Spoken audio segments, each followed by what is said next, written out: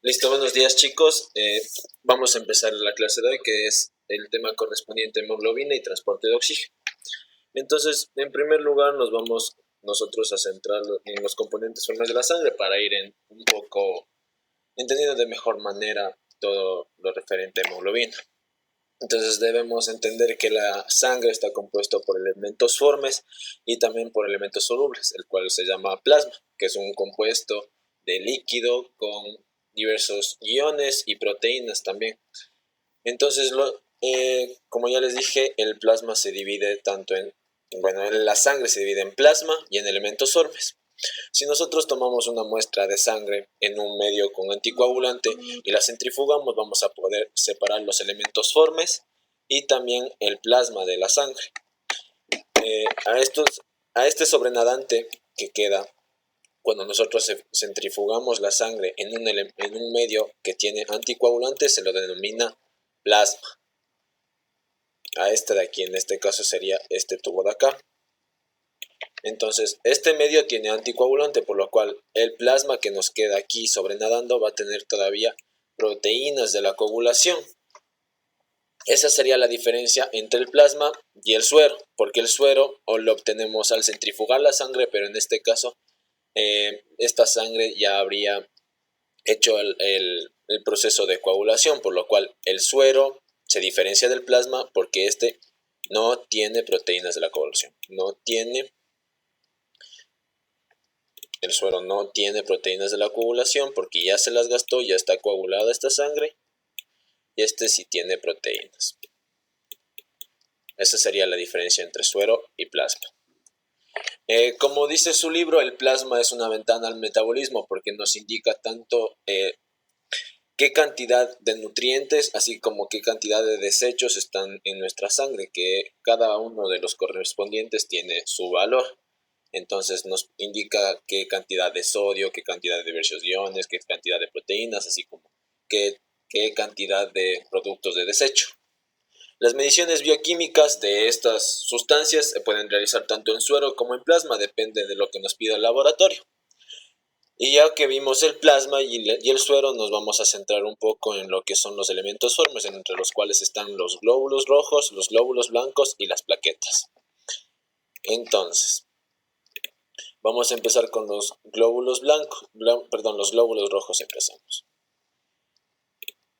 Entonces podemos decir que los glóbulos rojos son células, algunas personas no los consideran como células, ya que estas de aquí, estas mismas células, por así decirlo, carecen de núcleo.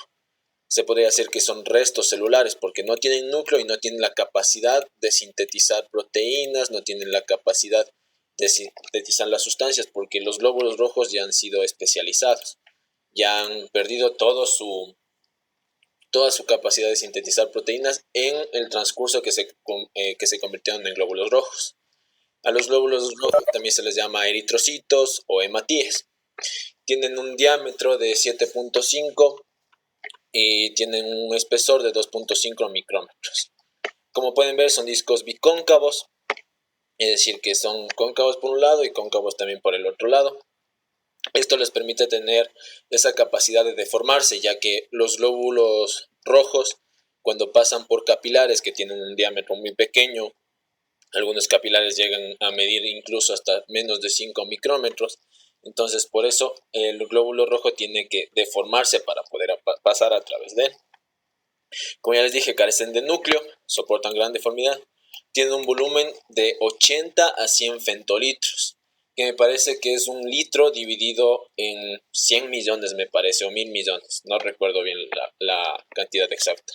Y tienen una vida de 120 días, es decir, que el glóbulo rojo, después de que ha salido de la médula ósea ya especializado, ya diferenciado, tiene que vivir 120 días y después tiene que ser eliminado en el sistema retículo endotelial, que lo más común es que se destruya en el vaso. Entonces los glóbulos rojos que van a tener su función de transportar sangre, como ya lo sabemos, pero eso ya vamos a hablar un poco más adelante cuando veamos hemoglobina. Bueno, de una vez veamos. El transporte tiene la capacidad de transportar oxígeno, CO2 y también tiene la capacidad de transportar hidrogeniones, los hidrogeniones que nos van a permitir regular el mecanismo ácido-base de nuestro cuerpo. Que esto ya vamos a ver un poco más adelante cuando veamos mejor hemoglobina, cómo está compuesta la hemoglobina. Lo importante recalcar aquí es que un glóbulo rojo, 100 mililitros de células, 100 mililitros de glóbulos rojos tienen 34 gramos de hemoglobina en total. Eso sería lo importante decir por ahora. Entonces, ¿cómo se da la hematopoiesis? ¿Cómo se da esta formación de los glóbulos rojos? Como ya sabemos, comienza en la médula ósea en el adulto, pero cabe recalcar que en la etapa fetal, cuando nosotros estamos dentro del útero de la madre, los primeros órganos hematopoyéticos, primero es el saco vitelino, luego pasa a ser el hígado, también como el vaso, y recién alrededor de los 40 meses se puede decir que el feto tiene una actividad hematopoyética completa a nivel de los huesos. Sin embargo, el hígado puede tener esta actividad hematopoyética incluso después del nacimiento, un poco después, pero después ya se pierde. Y en el adulto se observa la hematopoiesis a nivel de ciertos huesos que tienen la médula ósea roja todavía, como los huesos coxales, los huesos vertebrales, las costillas, el esternón y ciertos huesos del cráneo. Entonces, los eritrocitos se forman a partir de una célula progenitora pluripotente, es decir, que estas células tienen la capacidad no solo de formar eritrocitos, sino que también pueden diferenciarse en los diversos tipos celulares que tiene nuestra sangre. Por ejemplo, esta célula progenitora pluripotente, por su nombre mismo lo dice, pluripotente, que tiene la capacidad de diferenciarse en varios estirpes celulares. Ya dependiendo del estirpe celular que nosotros queramos, van a existir diversas sustancias como las citocinas que la van a permitir diferenciarse. En este caso, la interleucina 3 va a permitir que esta célula pluripotente ya se vaya diferenciando un poco más. Por ejemplo, aquí ya se diferencia en una unidad formadora de colonia de la línea mieloide, es decir, esta tiene la capacidad de formar eritrocitos, también glóbulos blancos y también las plaquetas. Pero lo que nosotros vamos a formar es eritrocitos, entonces mediante una hormona producida en el riñón, que es la eritropoyetina, va a inducir a que en la médula ósea se diferencien estas células progenitoras en una célula ya de línea eritroide. Y a partir de aquí comienza esta célula a sufrir diversos cambios que van a llevarla a formar finalmente el eritrocito, en el cual en este proceso va a perder su núcleo, va a perder todos sus organelos celulares, me parece que las mitocondrias todavía lo conserva, y también se pierde esa capacidad de sintetizar proteínas, porque a lo largo del transcurso que esta célula se convirtió en un eritrocito, ya se repletó su citosol de proteínas, en este caso la hemoglobina, y pierde estos organelos, que es el retículo endoplásmico rugoso, para sintetizar proteínas. Es importante nombrar que para una correcta diferenciación de estas células necesitamos diversas sustancias, entre las más importantes la vitamina B12 y la vitamina B9, que tienen diversas funciones como cofactores a lo largo de la diferenciación de esta línea celular. Por lo tanto, si nos falta estos nutrientes, la vitamina B12 y B9, podríamos sufrir diversos tipos de anemias, en el cual los glóbulos rojos no se diferencian totalmente y salen de la médula ósea en forma de glóbulos rojos muy grandes, que es la conocida anemia megaloblástica. Entonces, ya habiendo revisado los glóbulos rojos, vamos a revisar ahora la línea blanca y las plaquetas. La línea blanca, la serie blanca, está compuesto por glóbulos blancos, los cuales se dividen según cómo se los vea a microscopio, se les puede dividir en granulocitos y agranulocitos. Los granulocitos, es decir, que en el microscopio se puede ver que tienen gránulos, como se puede ver aquí, y dependiendo de la tinción que tomen esos gránulos, podemos dividirlos en basófilos, eosinófilos, neutrófilos.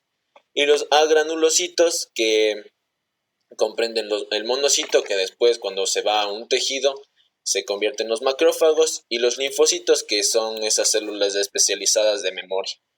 Que cabe nombrar que todos los basófilos, eosinófilos, neutrófilos y los monocitos vienen de la línea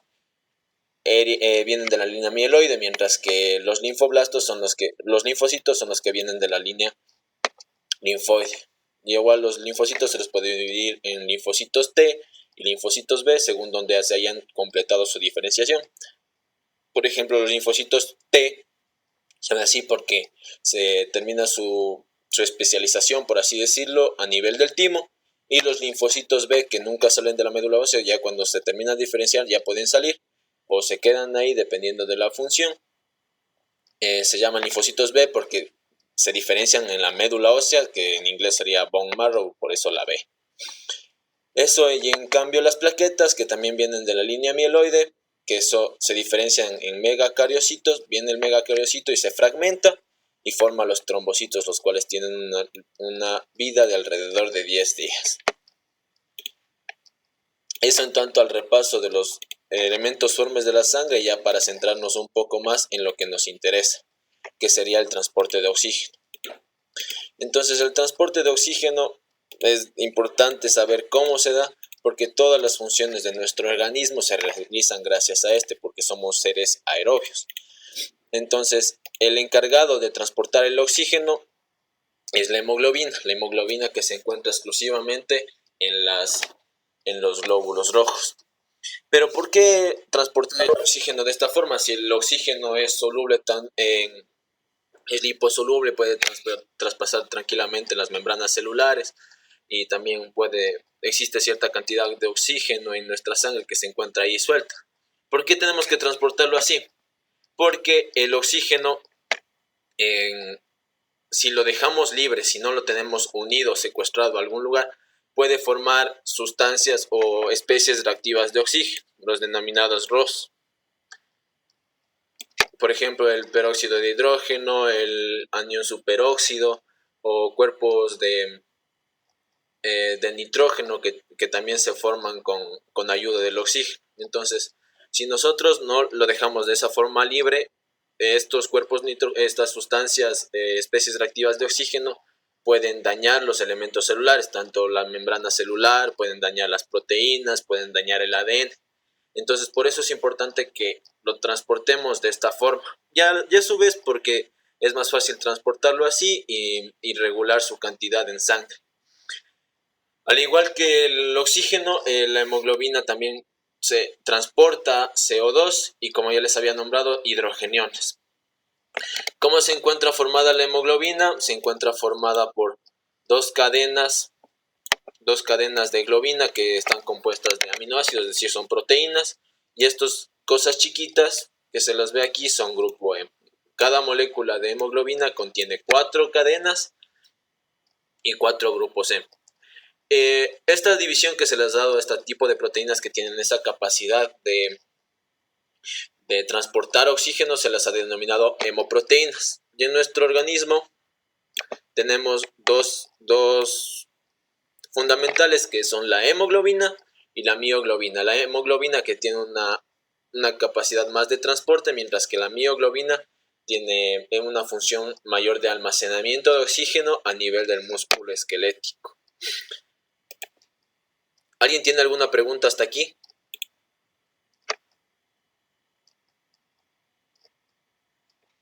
¿O continuamos nomás?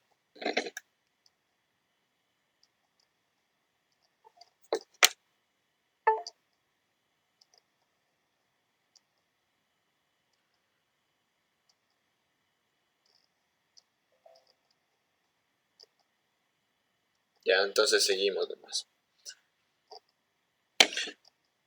Entonces está claro eso, que tenemos hemoproteínas en la sangre que se llaman hemo porque tienen grupo M, y las proteínas que forman sus cadenas para sostener los grupos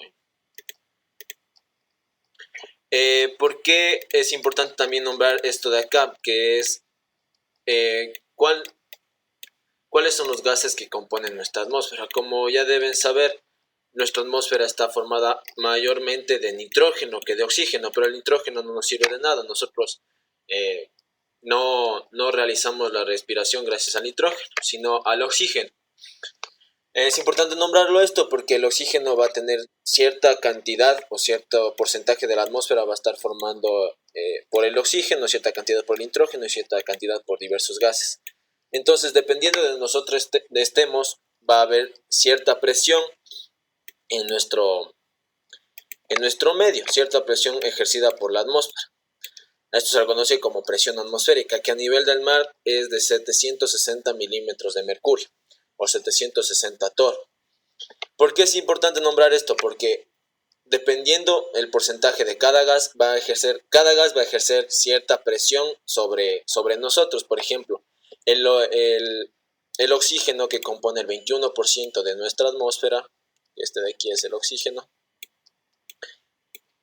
va a ejercer el 21% de esa presión, que sería 150 o 160 milímetros de mercurio. Ojo que esto solo es a nivel del mar, porque nosotros, según vayamos avanzando a la altura, va a disminuir esta presión. Por eso, cuando nosotros estamos en la altura, no es que tengamos menor cantidad de oxígeno, sino tenemos menor presión de oxígeno, menor presión parcial de oxígeno.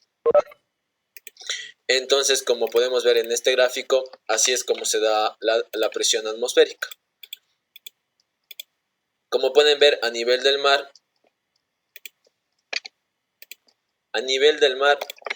existe toda esta cantidad de atmósfera que ejerza presión sobre esta superficie.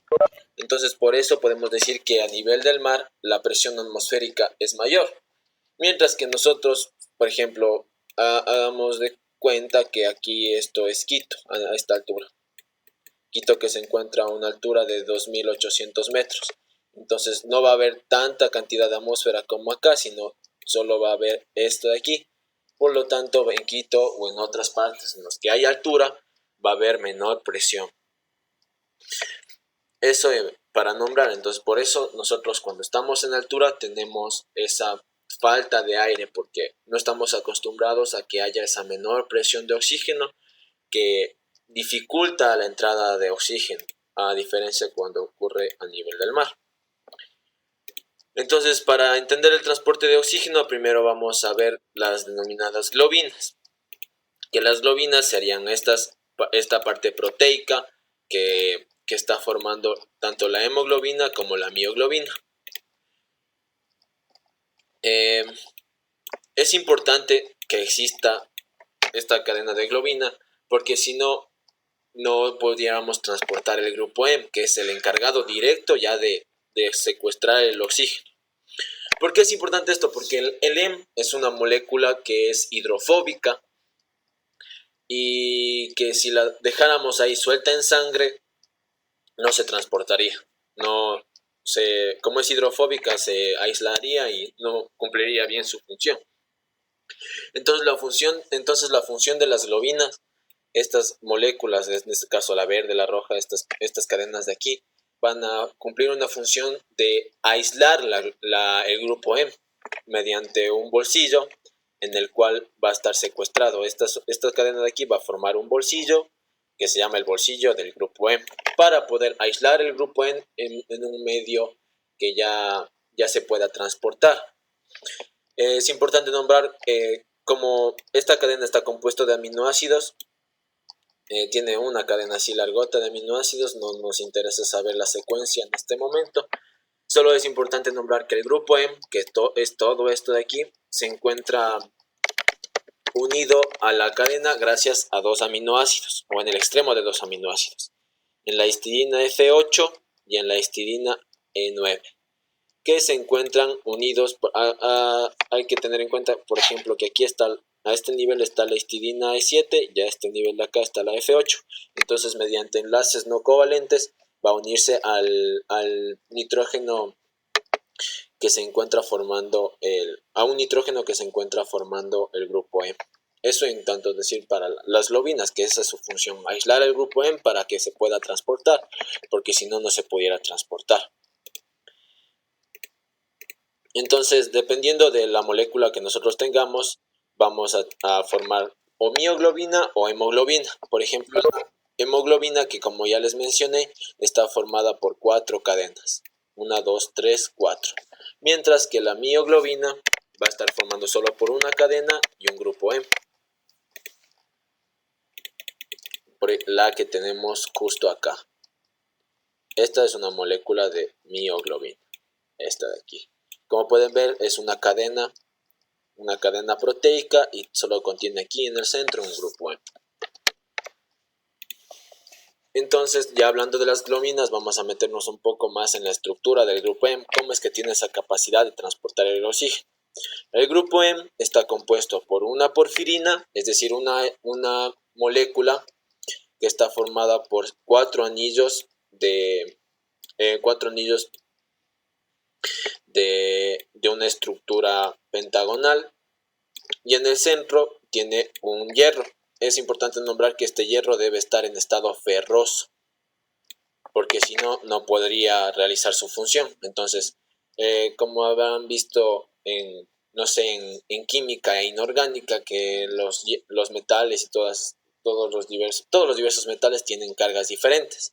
Entonces el hierro, mediante estas valencias, va a tener una unión, bueno, cuatro uniones a los nitrógenos de cada anillo de la porfirina, y va a dejar dos enlaces libres, por eso es +2, porque tiene que estar en estado ferroso, para poder unirse, en este caso aquí al oxígeno, y en el otro lado, el otro extremo que le queda, se une al aminoácido, bueno, al extremo carboxilo del aminoácido de la globina. Aquí está lo que les decía, que esta molécula es poco soluble e hidrofóbica, por lo cual tenemos que secuestrarlo en el centro de la globina, en el bolsillo del grupo M, para poder transportarlo, si no, no lo podríamos transportar. Entonces, el grupo M tiene esa capacidad no solo de transportar el oxígeno, también puede transportar el CO2, e incluso puede saturarse con sustancias como otros gases, por ejemplo, el monóxido de carbono, el CO, que es liberado por la combustión de diversos combustibles. Pero es importante nombrar esto porque, por ejemplo, el CO, el monóxido de carbono, tiene mayor afinidad para unirse a la hemoglobina. Tiene 250 veces, me parece, que tiene la afinidad en comparación con el oxígeno. Es decir, si tenemos mayor cantidad de monóxido de carbono, si respiramos monóxido de carbono en gran cantidad, nuestra hemoglobina, en vez de captar el oxígeno, va a comenzar a captar el monóxido de carbono. Por eso se dan las intoxicaciones con monóxido de carbono, porque en este caso nosotros hemos saturado a la hemoglobina con monóxido de carbono en vez de oxígeno. Y así puede transportar la hemoglobina diversas sustancias. Ya, y ahora dependiendo de la hemoglobina, dependiendo de su estructura, dependiendo de sus cadenas, vamos a tener distintos tipos de hemoglobina, porque cada una va a tener una función diferente. Por ejemplo, aquí tenemos en esta estructura de aquí, es una cadena de hemoglobina del adulto, la conocida como hemoglobina A. ¿Por qué es la hemoglobina del adulto? Está compuesta por dos cadenas alfa y dos cadenas beta. Y ahora, dependiendo si nosotros estamos en un estado patológico o si nuestra hemoglobina se satura con otras sustancias, vamos a tener diferentes nombres. En primer lugar, vamos a nombrar cómo se denomina cada hemoglobina dependiendo de la sustancia que se esté uniendo. Por ejemplo, cuando la hemoglobina se satura con oxígeno, se la conoce como oxihemoglobina. ¿Ya? Cuando está unida con el oxígeno, se denomina oxihemoglobina. Cuando está unida la hemoglobina con el monóxido de carbono, se llama carboxihemoglobina. Y cuando está unido con el CO2, se llama carbaminohemoglobina. Es importante no confundir la carboxihemoglobina con la carbaminohemoglobina, porque suelen confundirse muchas personas y bueno, no es la misma sustancia la que está unida. Carboxihemoglobina para el monóxido de carbono y carbaminohemoglobina para el CO2. Y ahora, si nuestra hemoglobina se encuentra saturada con glucosa, se denomina hemoglobina glucosilada. Esta es importante para el control del tratamiento de las personas diabéticas. También esto nos sirve de marcador más para las personas diabéticas porque esto nos permite ver el control durante los últimos 120 días, ya que ese es el periodo de vida de los glóbulos rojos. Por ejemplo, una persona diabética que queremos hacerle un control de la glucosa puede, por ejemplo, ya le vamos a hacer el día siguiente un control de la glucosa. Entonces esta persona dice, bueno, me toca el chequeo con el doctor, no voy a comer nada para tener la glucosa así bajita y que no me hable. Y al siguiente día le van y le hacen un control de la glucosa y el paciente sale con 90, que está muy bien, dice el doctor. Entonces sí se ha controlado y todo eso. Pero aquí podemos nosotros hacer un control mediante la hemoglobina glicosilada, porque esto nos puede detectar la cantidad que ha habido de glucosa en sangre en los últimos 120 días. Que lo normal es que esté en los pacientes diabéticos menor de 6.5%. Es algo que luego van a ver y que no nos interesa mucho ahorita, pero es importante nombrarlo. Ya, también existen diversas patologías en las cuales la estructura de la hemoglobina va a cambiar. Por ejemplo, la talasemia, que es una alteración en la cual la hemoglobina, en vez de tener estas cadenas 2 alfa y 2 beta, puede variar y tener, en vez de 2 alfa y 2 beta, puede tener 4 alfa o 4 cadenas beta. A esto se lo conoce como talasemia, que dependiendo de las cadenas que tengan, va a denominarse beta talasemia o alfa talasemia, o alfa o beta, dependiendo de las cadenas que tengan. Me parece que la beta talasemia es la más común. Otra alteración es la hemoglobina S, o también llamada hemoglobina de la anemia sideroblástica, o no anemia sideroblástica, perdón, anemia falciforme, o se me fue el otro nombre, falciforme, no recuerdo el nombre. Bueno, estas personas con anemia falciforme, su hemoglobina cambia 2 aminoácidos, y este ligero cambio de 2 aminoácidos altera un montón, y en vez de los glóbulos rojos ser así, con su disco bicóncavo, comienzan a adoptar forma de hoz. Por eso se llama anemia falciforme, porque tienen estos glóbulos rojos forma de hoz. Falciforme, que significa forma de hoz. Estas personas comúnmente son de la raza negra y se cree que es una adaptación hacia la malaria. Por eso las personas con anemia falciforme son inmunes a la malaria, porque al tener esta estructura así, los glóbulos rojos comienzan a tener una membrana más rígida y no le permite al parásito de la malaria o del paludismo también llamado, no le permite entrar al glóbulo rojo, por lo cual no puede presentarse la enfermedad. Eso, también existen alteraciones normales, por ejemplo la hemoglobina fetal. La hemoglobina fetal, que en vez de tener 2 cadenas alfa y 2 beta, me parece que tiene 2 alfa y 2 delta, eso no recuerdo bien, ya toca investigar un poco. Y esto le sirve porque el feto, al estar en el útero, no tiene esa cantidad de oxígeno que tuviera cuando está afuera. Como ya saben, bueno, el útero recibe irrigación ya por acá a nivel gracias a ramas de las arterias directa de la aorta, me parece, y de las arterias ilíacas.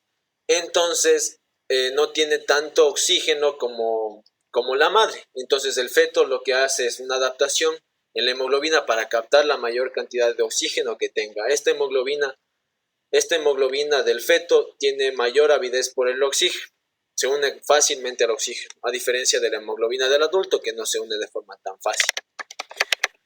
Eso en cuanto a decir en los tipos de hemoglobina que existen. Ya, y vamos a hablar un poco déjenme abrir el chat. ¿Alguien tiene alguna pregunta por si acaso hasta aquí? o algo más que quiera aportar. Si se acuerdan el otro nombre de la anemia falciforme.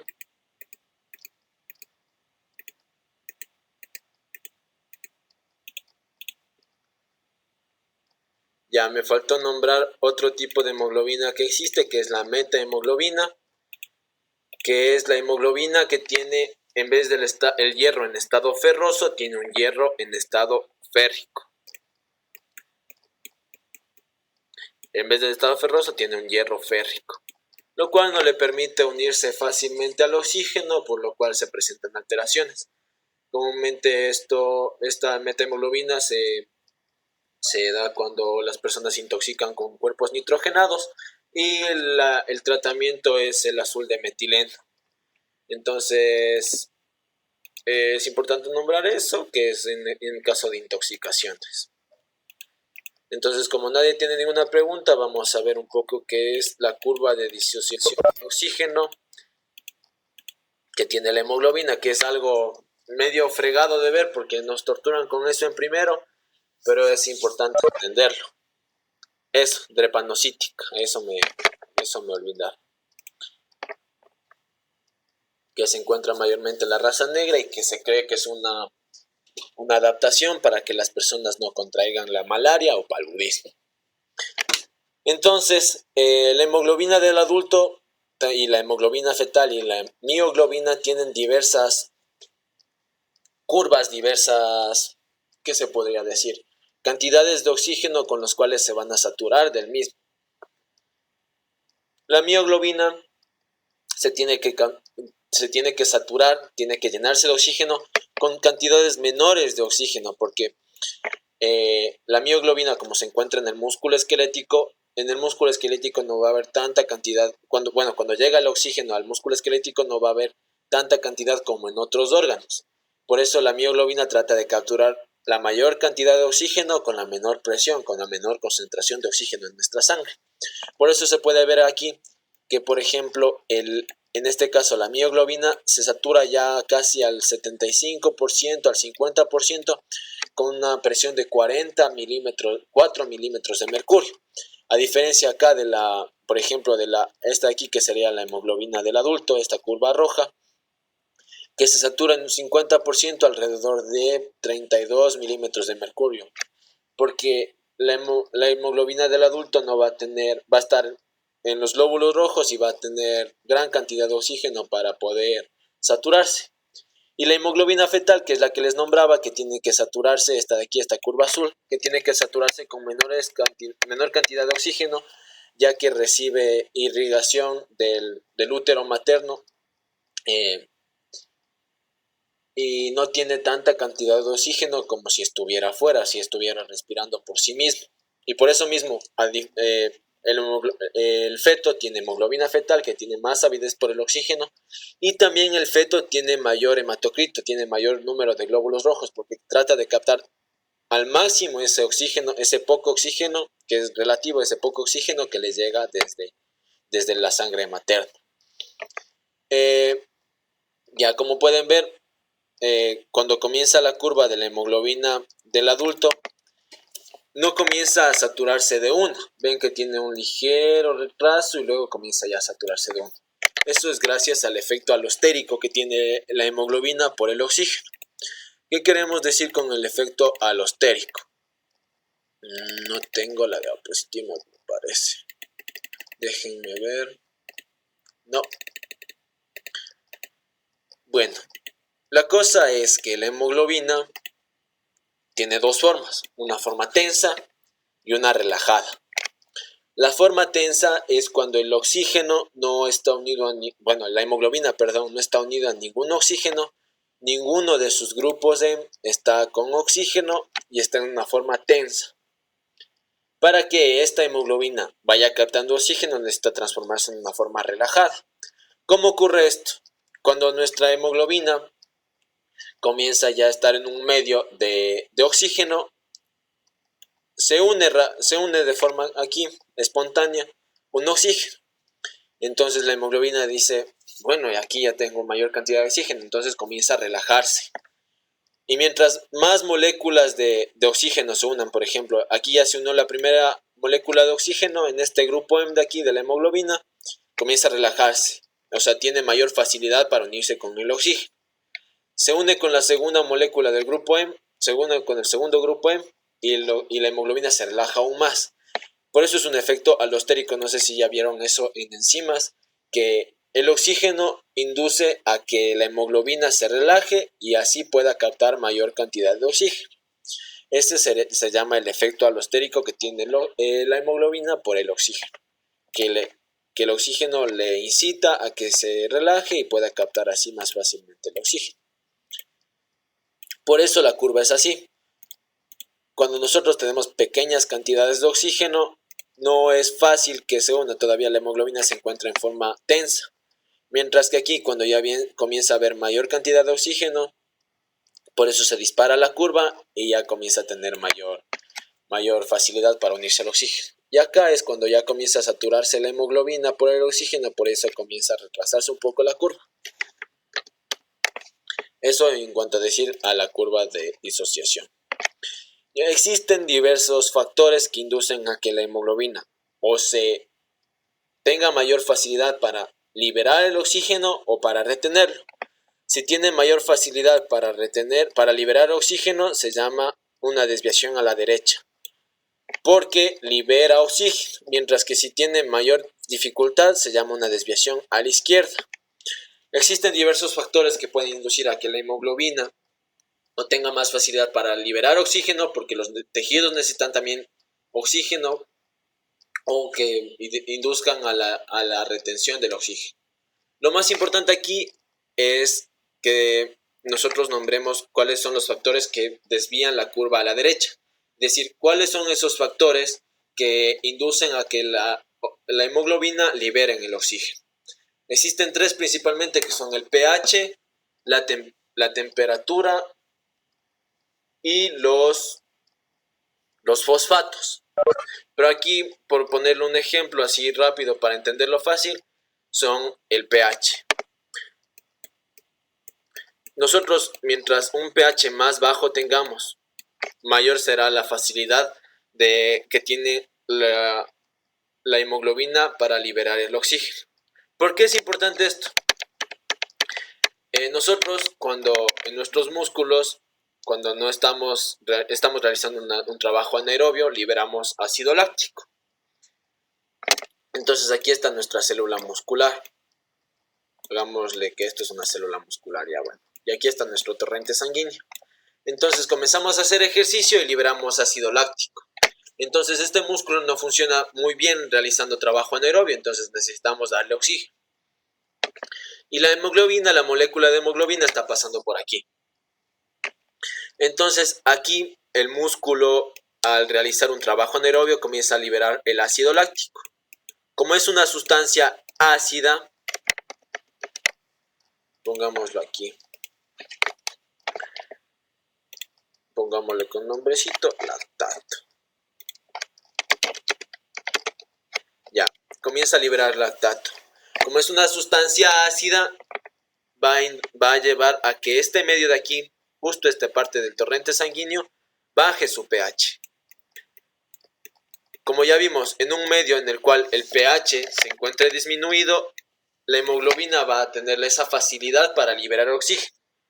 Entonces la hemoglobina pasa por aquí y dice, bueno, aquí hay un pH disminuido, entonces por eso comienza a liberar oxígeno, para que este oxígeno que se libera sea captado por la célula del músculo esquelético y así pueda realizar su trabajo de mejor manera. Ese es un efecto, no recuerdo, efecto Bohr me parece que se llama, sí. Ese es el efecto Bohr que nos ayuda a entender cómo es que el pH afecta la liberación de oxígeno por parte de la hemoglobina. ¿Sí quedó esta parte clara o existe algo que quiera que les repita? Ahorita que estamos menos personas, pueden realizar más preguntas, pueden prender el micrófono y pueden hablar.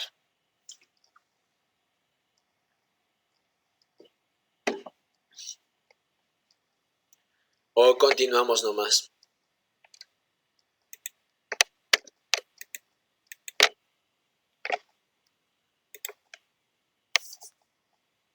Ajá, cuando ves a la izquierda es retención de oxígeno.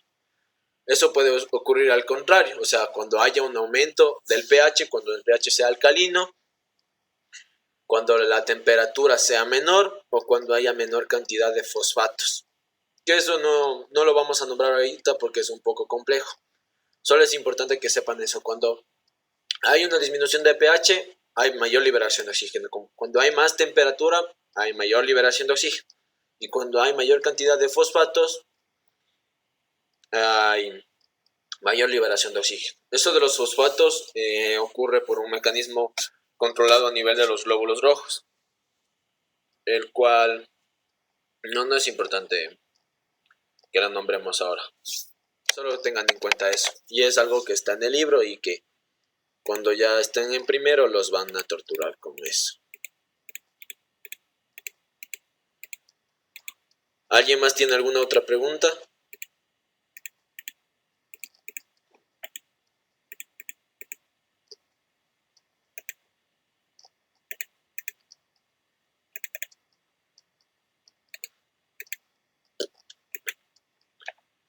No, ¿nadie más tiene alguna pregunta?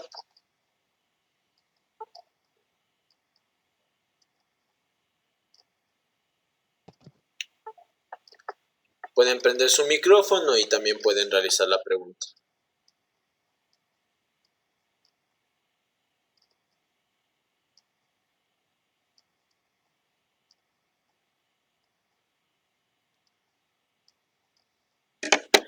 Bueno, entonces, cuando nadie tiene ninguna pregunta, continuamos nomás con la clase.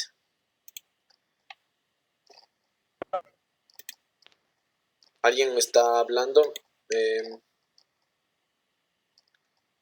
Creo que no escuchamos bien.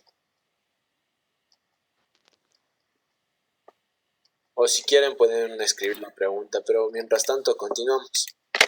Entonces, como ya vimos, la hemoglobina ya sirve para transportar el oxígeno, para transportar el CO2, para transportar el monóxido de carbono. Entonces, como ya les dije, los glóbulos rojos, bueno, la hemoglobina va a estar dentro de los hematíes, exclusivamente en los hematíes. ¿Y qué pasa cuando se destruyen los hematíes? ¿Qué pasa cuando ya han cumplido su ciclo vital y ya tenemos que destruirlos? Pues toda esa hemoglobina tiene que ser metabolizada de alguna forma. Como ya vimos, la hemoglobina se encuentra formada por cadenas de globina, que son cadenas de proteínas, en este caso esta moradita que vemos aquí, y cadenas y el grupo M, que tiene una estructura diferente. Entonces, ¿qué es lo que va a hacer nuestro cuerpo? Esa hemoglobina va a ser ayudada por la haptoglobina para poder secuestrarse y poder ser metabolizada. Y las cadenas de globina, como son cadenas proteicas, van a escindirse, van a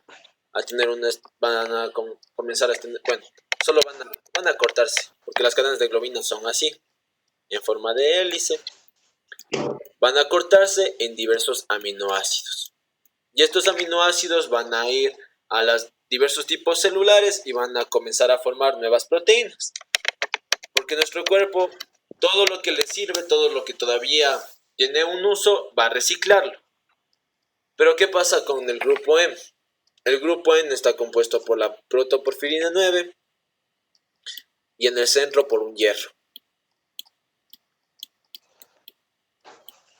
El hierro, al ser un metal que, por así decirlo, no se obtiene fácilmente en la dieta o nos sirve bastante todavía en el cuerpo, va a ser reutilizado. Entonces, cuando es destruido el grupo M en hierro y en la porfirina, el hierro coge y se transporta por la sangre mediante la transferrina.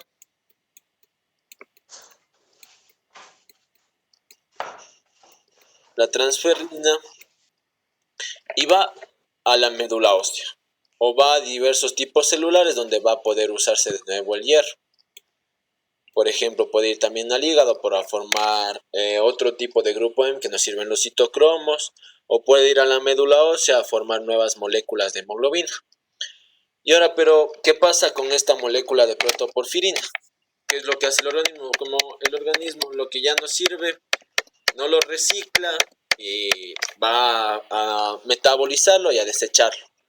¿En qué se metaboliza? El grupo M se metaboliza en la bilirrubina. La bilirrubina, que han escuchado que cuando existe una, que es la que nos da la ictericia, que cuando existe una acumulación de bilirrubina en sangre, nos ponemos de color amarillento.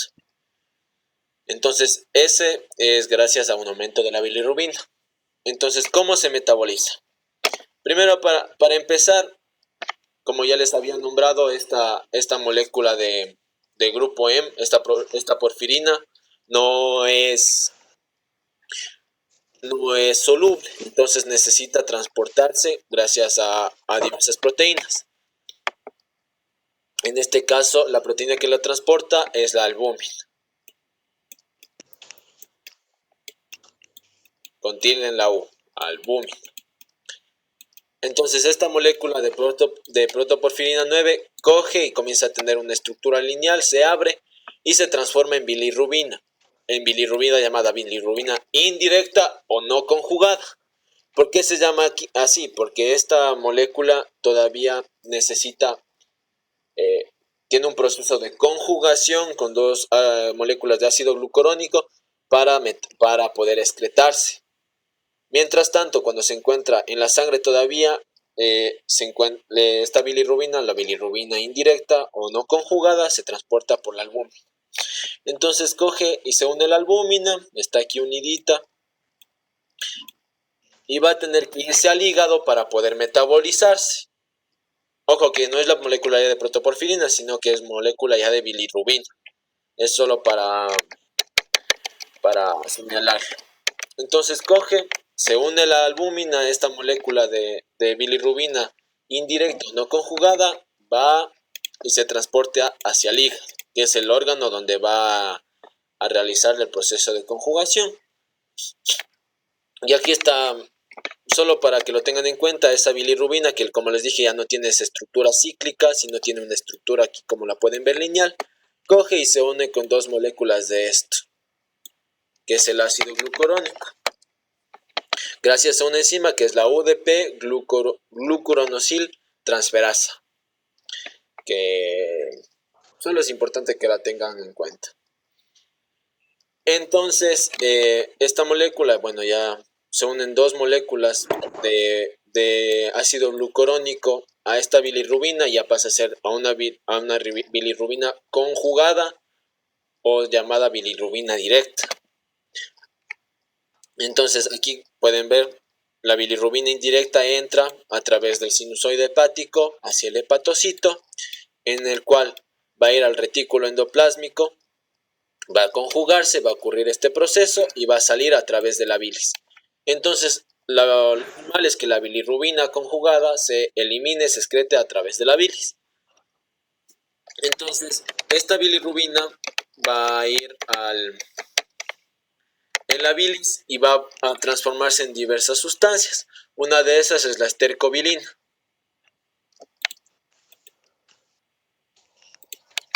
La estercobilina es un pigmento que le va a dar el color característico a las heces. Esa bilirrubina es transformada en estercobilina gracias a las bacterias normales que tenemos en la microbiota normal que tenemos en nuestro intestino. O como esta molécula de bilirrubina conjugada ya es soluble en sangre, puede reabsorberse y puede ir hacia los riñones. En los riñones también va a eliminarse en forma de urobilinógeno, el cual es el que le da el color, en cambio, característico a nuestra orina. Eso en cuanto a decir a la bilirrubina. ¿Alguien tiene una pregunta de esto? Si queremos hablar un poco de ictericia, podemos hacerlo. O meternos un poco más ya en anemia. Si les parece, podemos ahorita ver algo de ictericia. Lo pueden escribir en el chat.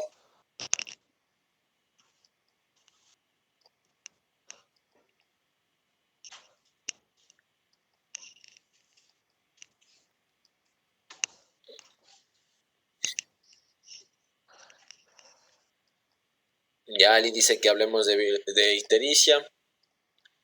Ya denme 2 minutos, ya les pongo la parte de ictericia que lo vimos en hígado, para que quede un poco mejor.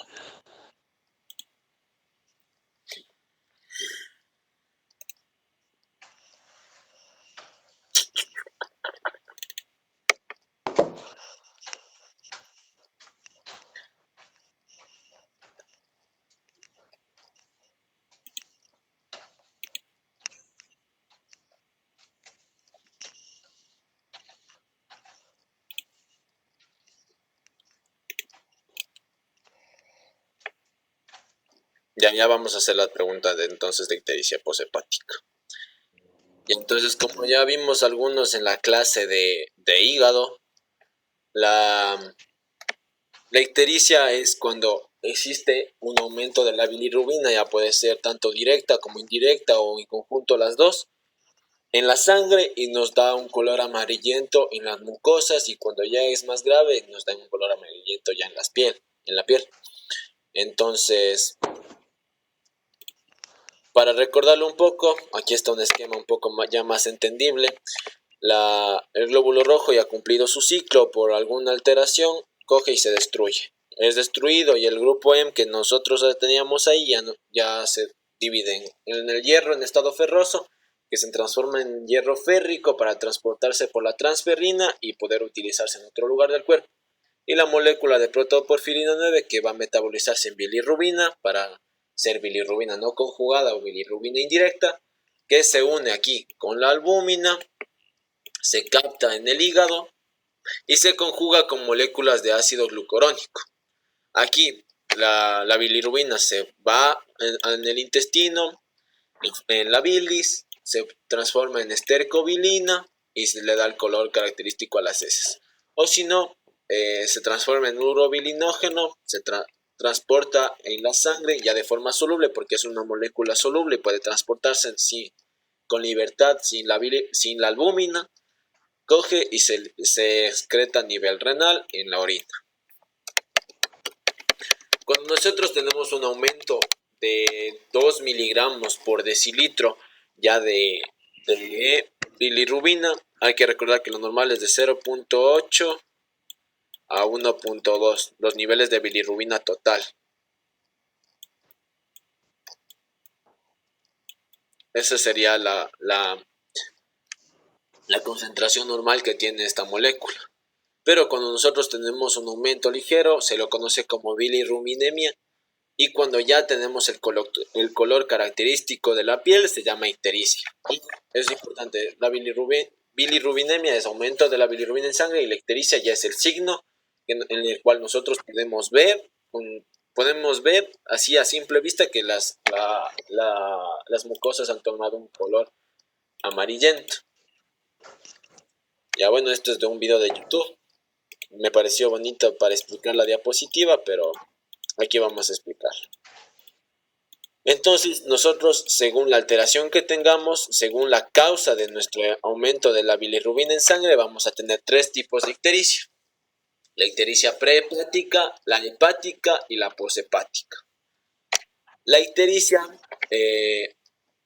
va a ser prehepática cuando la causa de este aumento de la bilirrubina no va a ser dada por una alteración antes de que la bilirrubina se conjugue, o sea, por una alteración, se puede decir, hemolítica. Es prehepática porque el problema no está ni en el hígado ni en los conductos que van a ser los encargados de eliminar la bilirrubina. Entonces se lo conoce como ictericia hemolítica, porque normalmente está causada por la hemólisis.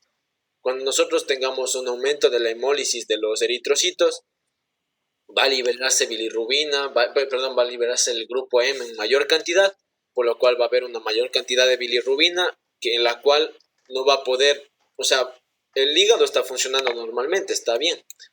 Igual las vías por las cuales van a eliminarse van a estar bien. Pero como el problema es que comienza a aumentarse la bilirrubina, comienza a eliminarse mayor cantidad de hemoglobina, el hígado no va a tener esa capacidad de metabolizar toda esa cantidad de bilirrubina que está liberándose en la sangre. Entonces, por eso ese es el aumento de una bilirrubina tanto indirecta como el aumento de la bilirrubina directa. Porque todos los mecanismos de nuestro hígado para metabolizarlo está bien. Está produciendo mayor cantidad de bilirrubina conjugada y también se produce una mayor cantidad de hemoglobina no conjugada. Porque el problema, ya como ya les dije, es un problema hemolítico. ¿Ya eso quedó claro?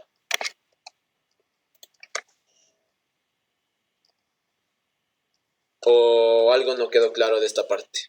Alteraciones que nos den ictericias hemolíticas, me parece que la que más se da es la esferocitosis hereditaria, que es una alteración hereditaria en la cual los glóbulos rojos no tienen la forma común, bueno, sí, toman una forma redondeada más en forma de esferas por alteraciones en la membrana del glóbulo rojo, los cuales van a inducir a que se destruyan con mayor facilidad y nos den una mayor liberación de hemoglobina en la sangre. Ahora, como ya vimos la ictericia prehepática, ahora nos toca ver la hepática, que es cuando existe una alteración a nivel del hígado. Como ya vimos, el hígado es el encargado de metabolizar, de sintetizar esa hemoglobina conjugada. Y ahora, nuestro cuerpo normalmente, constantemente está destruyendo glóbulos rojos a nivel del vaso, constantemente, sin que nosotros lo notemos. Y como nuestro cuerpo reacciona de forma normal, no tenemos ningún aumento de la concentración de la bilirrubina ni nada. Pero por alguna alteración hepática, puede ser por cáncer, puede ser por el virus de la hepatitis, puede ser por hígado graso, puede ser por cirrosis hepática, por un montón de alteraciones que tiene el hígado, de la nada comienza a, a no funcionar. Bueno, por esta alteración no funciona.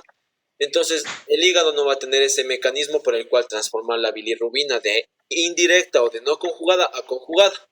Por lo tanto no puede eliminarse, porque tampoco va a eliminarse a través de la bilis, ya que el hígado no está funcionando.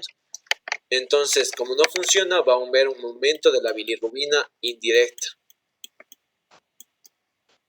Mientras que la bilirrubina directa va a bajar. ¿Por qué va a bajar? Porque no se está produciendo, porque el hígado está dañado.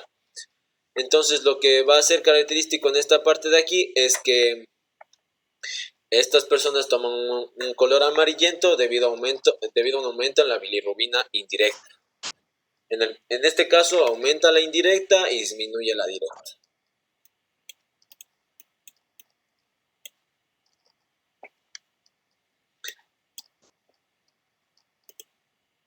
Eso también puede darse por intoxicaciones con fármacos y alteraciones así.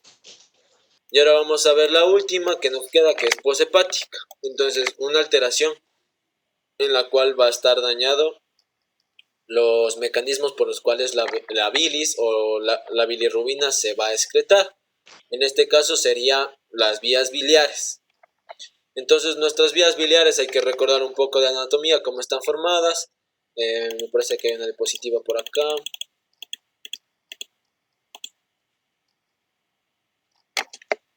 A ver. Ya aquí está. Nuestras vías biliares están así. El hígado libera las bilis por los canalículos. Bueno, va un montón de vías biliares y forma dos al final. El conducto hepático común, perdón, el conducto hepático derecho, el izquierdo, que juntos se unen y forma el conducto hepático común. Y el conducto cístico, que viene de la vesícula, forman un conducto en común con el hepático común, llamado colédoco.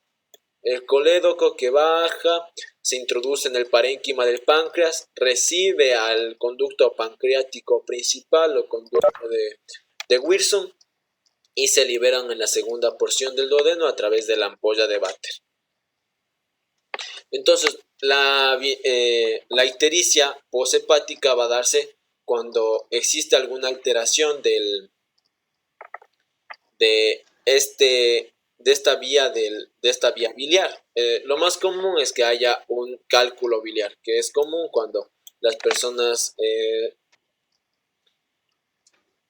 tienden a hacer cálculos biliares o se da cuando existe un aumento en el consumo de colesterol. Entonces se forman cálculos biliares, el cual va a descender por aquí, esta pepita que nos molesta, coge y se va a ir por las vías biliares. Coge y se va, y como son conductos estrechos, de la nada se queda aquí. Entonces toda esta bilis que estaba produciendo el hígado no va a poder eliminarse. Y como es una... Recuerden que esta bilis contiene la la bilirrubina conjugada. Al ser la bilirrubina conjugada, esta puede absorberse y puede transportarse por la sangre. Entonces tiene que buscar otra manera de excretarse. Como no tiene esa vía de excretarse a través del tubo digestivo, comienza a excretarse a través de la orina, porque es la única vía que le queda. No tenemos otra forma de eliminar, entonces coge y comienza a eliminarse por la, por la orina. Entonces va a darse un signo característico que se conoce como coluria, que es la coloración café o muy oscura de la orina, que está dado por aumento de esa bilirrubina excretada por la orina. Y también va a darse lo que se conoce como acolio, que es la falta de color en las heces. Las heces toman un color blanco o grisáceo. Esto debido a que no se excretó la bilirrubina por el tracto digestivo y no hay esa bilirrubina que se transforme en estercobilina y le dé el color a las heces.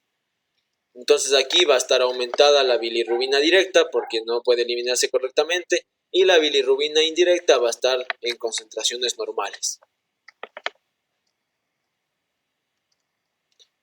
Eso en tanto a la posthepática.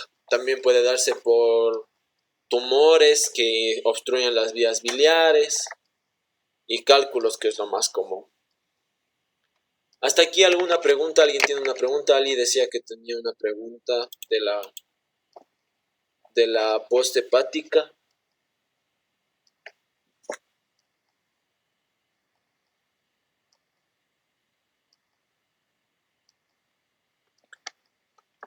Ya, bueno, dice que ya ha entendido, entonces. ¿Ahí se ven las diapositivas? ¿Sí se ven todavía las diapositivas para seguir con la clase?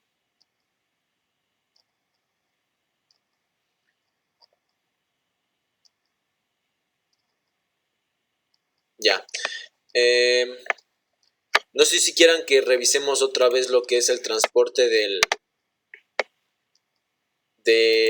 la absorción de hierro, o si ya nos metemos un poco en anemia.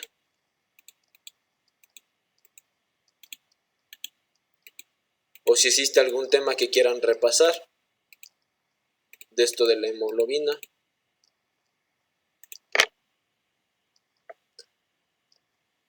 Escriban nomás en el chat, por favor, o si quieren alguna pregunta, lo hacen nomás.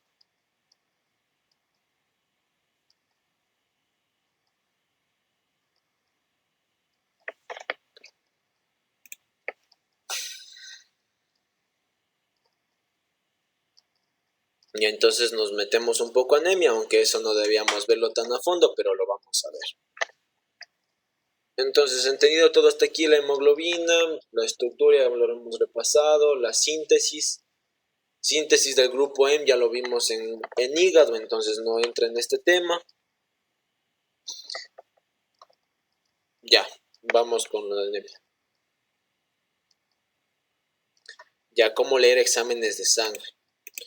Ya vamos entonces a lo que es la anemia, que es, primero vamos a ver, siempre antes de ver alguna patología, ustedes tienen que ver lo normal. Siempre lo normal. Entonces, cuando nosotros hagamos un examen de sangre, van a darnos diversos resultados. Nos van a dar niveles de hemoglobina, nos van a dar el hematocrito, nos van a dar el número de eritrocitos, el número de reticulocitos, el volumen que tiene cada eritrocito, la hemoglobina que tiene cada eritrocito, y diversos resultados de laboratorio que vamos a ver ahorita, los más básicos. Entonces, lo primero que vamos a ver es la hemoglobina, junto con el número de eritrocitos. Es importante nombrar que va a variar tanto el número de eritrocitos como la cantidad de hemoglobina según el sexo, según la edad, según la raza y según la altura. La raza no lo vamos a tener muy en cuenta, la edad sí, porque nosotros cuando nacemos, como ya les había dicho, tenemos un aumento tenemos aumentado el número de glóbulos rojos y de hemoglobina porque estábamos en un medio con poco oxígeno, por lo tanto debíamos tener mayor cantidad de glóbulos rojos. Eso cuando nacemos. De ahí a medida que va pasando los años, ya vamos normalizando nuestro número de glóbulos rojos. Algo que me faltó normal es el sistema de eritropoyetina. La eritropoyetina es una hormona que se sintetiza en el hígado, en el riñón. En el riñón se sintetiza cuando hay hipoxia, es decir, cuando el riñón, unas células especializadas, las células intersticiales del riñón, detectan que hay poco oxígeno, que estamos recibiendo poco oxígeno. Entonces secretan esta sustancia denominada eritropoyetina, que va a inducir a que los glóbulos rojos se diferencien más, que haya mayor cantidad de glóbulos rojos y que se diferencien más rápido, por lo cual va a haber un aumento directo en la sangre de glóbulos rojos. ¿En qué casos podemos tener hipoxia? Nosotros cuando pasamos del nivel del mar a ir a un medio de altura, nuestros glóbulos rojos, como van a estar disminuidos, van a estar en niveles que no nos permiten captar esa mayor cantidad de oxígeno, no van a transportar oxígeno de manera correcta, no van a tener esa capacidad de oxigenar todo el cuerpo como lo haríamos con un mayor número de eritrocitos. Entonces el riñón tiene ese mecanismo en el cual secreta eritropoyetina y va a hacer que se produzcan más glóbulos rojos para tratar de captar la mayor cantidad de oxígeno. Entonces por eso varía según la altura, porque a medida que vamos avanzando en la altura tenemos mayor cantidad de glóbulos rojos para captar lo mayor cantidad de oxígeno que podamos. Entonces varía según el sexo también. Los hombres tienen mayor hemoglobina y mayor número de glóbulos rojos que las mujeres. Eso ya lo habíamos discutido en la clase, con los que vimos la otra clase, pero quisiera alguien de aquí que me digan si tienen la idea por qué varía según el sexo, por qué las mujeres tienen menos que los hombres.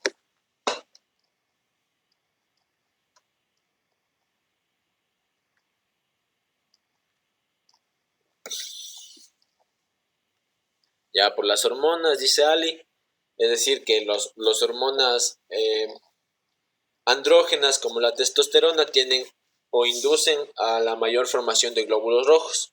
Eso es uno, porque la testosterona tiene mayor actividad para el crecimiento. Y la otra, la menstruación. Las mujeres al tener una pérdida mensual de sangre no tienen tantos eritrocitos o los pierden a través de la menstruación.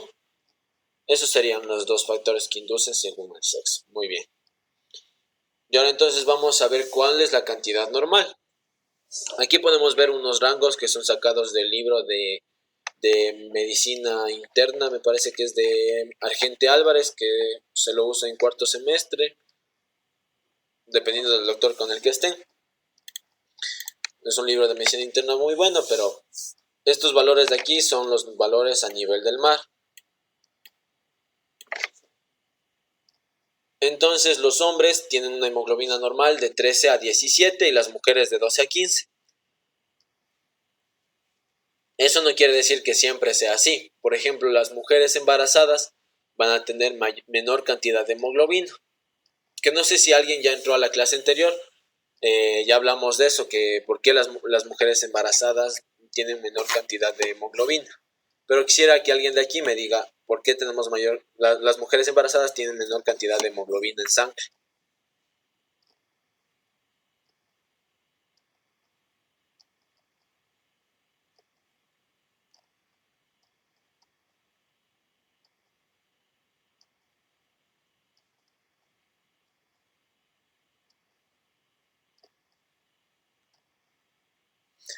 como por la menstruación. O sea, las mujeres embarazadas no menstruan, por lo cual deberían tener mayor cantidad de hemoglobina porque no lo están perdiendo a través de la menstruación.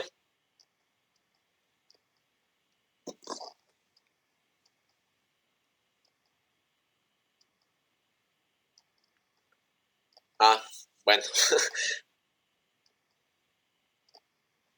Entonces, no, nadie tiene la idea más o menos.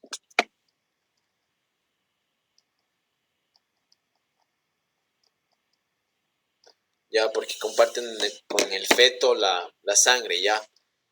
Entonces, pero el feto y la madre son organismos aislados, entonces no deberían, bueno, aislados y también que se comunican mucho, pero entonces no, los eritrocitos no pasan a través de la barrera de la madre.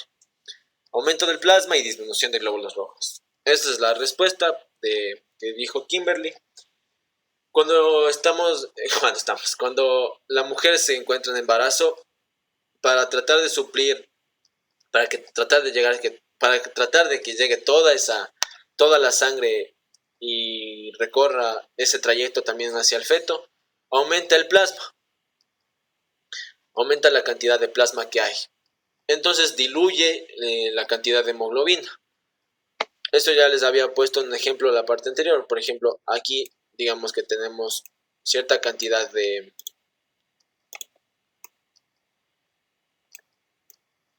digamos que tenemos 1 litro de plasma, digamos, de sangre. Y en este litro de sangre tenemos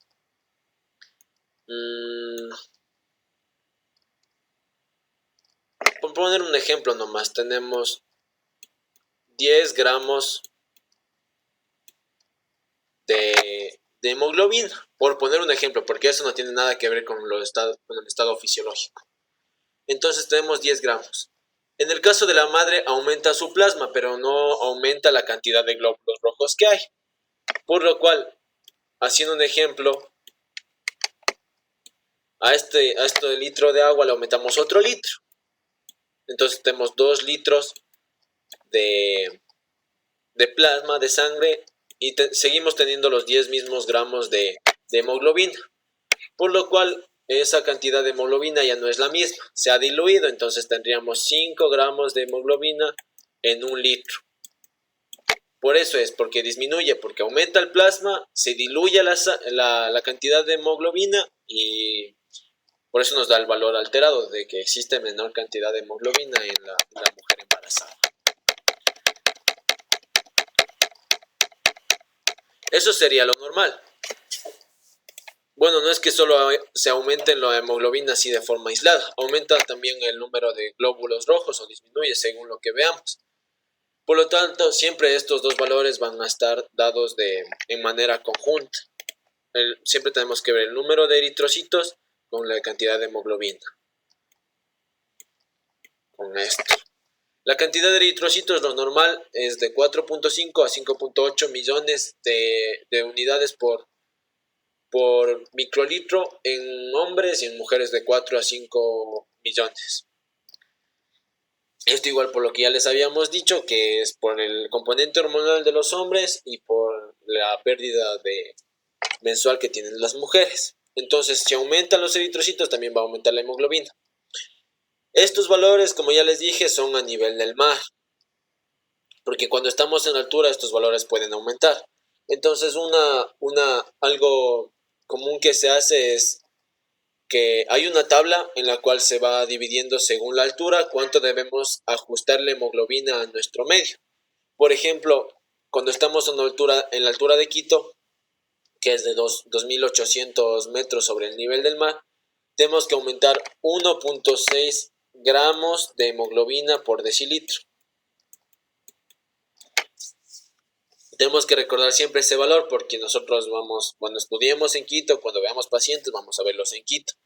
O cuando estemos en nuestras provincias o cuando estemos en algún otro lugar, debemos tener siempre en cuenta eso para interpretar la cantidad de hemoglobina que sería lo normal en ese paciente. Entonces, la hemoglobina normal de una persona que está en Quito, de un hombre que está en Quito, no sería de 13 a 17, sino se aumentaría. En 1.6 sería de 14.6 a 18.6, que sería la hemoglobina que se puede considerar normal en un paciente que vive en Quito. Ojo, siempre tiene que ya haber vivido por lo menos un tiempo, porque si ha pasado de una provincia a otra, tenemos que ajustar a la provincia anterior, a la altura de la otra ciudad. Esto nos sirve para evitar diagnósticos erróneos. Por ejemplo, una persona que vive en Quito, un hombre que vive en Quito ya 10 años, le tomamos una muestra de sangre y nos dice que su hemoglobina está de 13.5. No podemos nosotros interpretarlo como es normal, como que es normal, porque la hemoglobina de ese hombre tendría que ser de 14.6 para arriba. Por eso nos sirve, para hacer un diagnóstico correcto. Eso. El hematocrito, que es el porcentaje de sangre que ocupa, el porcentaje de glóbulos rojos que ocupa la sangre, se lo hace así con el tubito, se lo divide esto en 100, se lo centrifuga y se ve, aquí quedan los glóbulos rojos y aquí queda el plasma. Y se ve qué porcentaje de del total del tubo está ocupado por glóbulos rojos y qué porcentaje está ocupado por plasma. Entonces, lo normal es que haya 42 a 52% de este tubito formado por glóbulos rojos, y en las mujeres de 36 a 46, por lo que ya se nombró. Y otra cosa que nos vamos a centrar ahorita, no nos vamos a meter en reticulocitos porque eso ya tiene que ver con anemias un poco más complejas. Y otra cosa que nos interesa es esto, el volumen corpuscular medio, que nos indica qué volumen o cuál es el volumen, cuál es el tamaño de cada glóbulo rojo. Lo normal es que sea de 80 a 100 femtolitros. Eso es lo normal. Si disminuye la cantidad de volumen que tiene los glóbulos rojos, por decir, tiene 70, estamos hablando de que esos glóbulos rojos están microcíticos. Si aumenta más de 100, eso quiere decir que esos glóbulos rojos están macrocíticos. Y a su vez, si existe una disminución de glóbulos rojos por debajo de estos valores normales y disminuyen, y a su vez se alteran estos valores, podemos dividir las anemias en anemias microcíticas, macrocíticas o normocíticas. Bueno, primero vamos a definir qué es anemia. Una anemia es una disminución de la cantidad de glóbulos rojos, por lo tanto de hemoglobina, que se encuentran circulando en sangre. Esto en base a valores normales que tenemos ya de referencia. Y según el tamaño que tengan estos glóbulos rojos que se encuentran disminuidos, podemos dividirlos en anemias microcíticas cuando existe un volumen menor de 80 femtolitros de los glóbulos rojos, normocíticas cuando hay una disminución de los glóbulos rojos pero su volumen se mantiene normal, es decir, entre 80 a 100 femtolitros, y anemia macrocítica cuando existe una disminución de los glóbulos rojos pero su volumen se encuentra aumentado, es decir, mayor de 100. Eso es a lo que queríamos llegar con esto.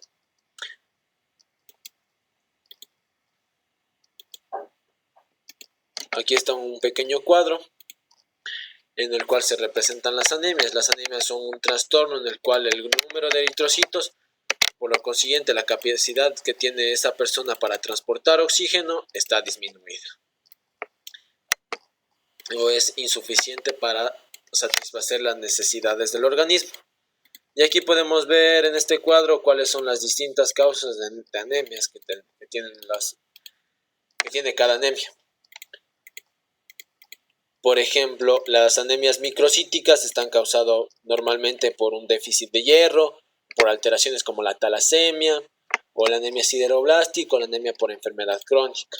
Las anemias normocíticas se pueden dar igual cuando hay un déficit de hierro, pero más se dan microcíticas cuando hay un déficit de hierro, cuando hay enfermedades crónicas, pero lo más común es que sea cuando hay una anemia hemolítica, cuando hay una destrucción de los glóbulos rojos, o por defectos medulares. Y las macrocíticas, lo más común es que sea causada por un déficit de la vitamina B9 y de la vitamina B12, así como un daño hepático crónico, o puede ser inducida por drogas o por diversos fármacos.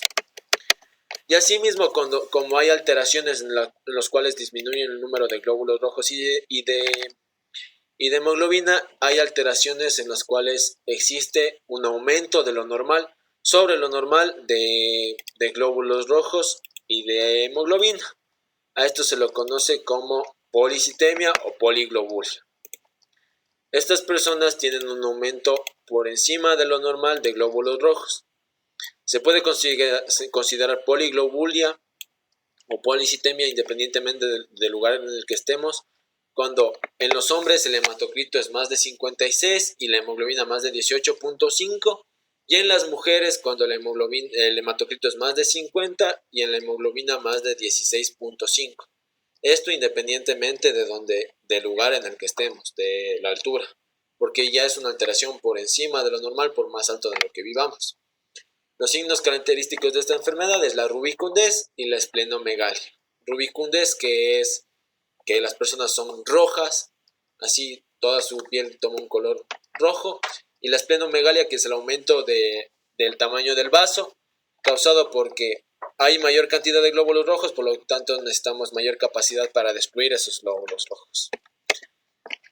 Y está dada por diversas causas, entre las más comunes el síndrome de Cushing, y eso en cuanto a decir a la policitemia o poliglobulia. ¿Alguien tiene una pregunta hasta aquí? ¿Sí ha quedado todo claro?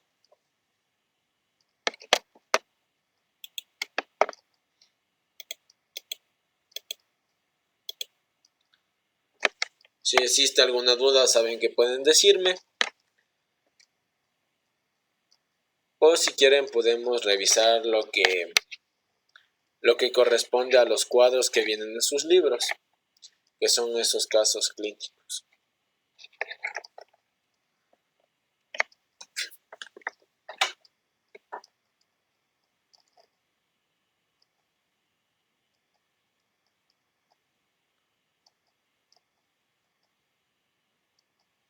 ¿Nadie tiene ninguna pregunta hasta aquí?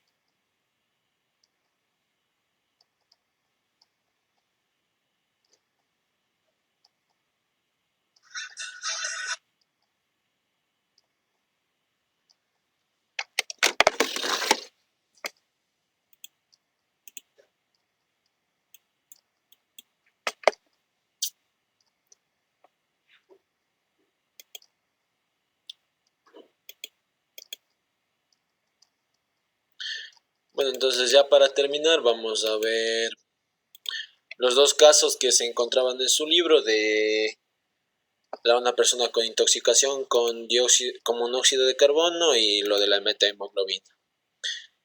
Entonces nombra en su libro en el libro de Baines, que hay una persona que se intoxicó con monóxido de carbono. Entonces, como ya habíamos visto, este gas tiene mayor avidez para unirse con la hemoglobina, por lo cual va a saturar todas esas moléculas de hemoglobina con monóxido de carbono y no van a permitir un transporte adecuado de oxígeno. ¿Qué es lo que hacemos como tratamiento para estas personas? Darle oxígeno hiperbárico, es decir, le meten una máscara de oxígeno y le dan oxígeno a altas presiones, más de lo normal. Esto para tratar de que haya mayor cantidad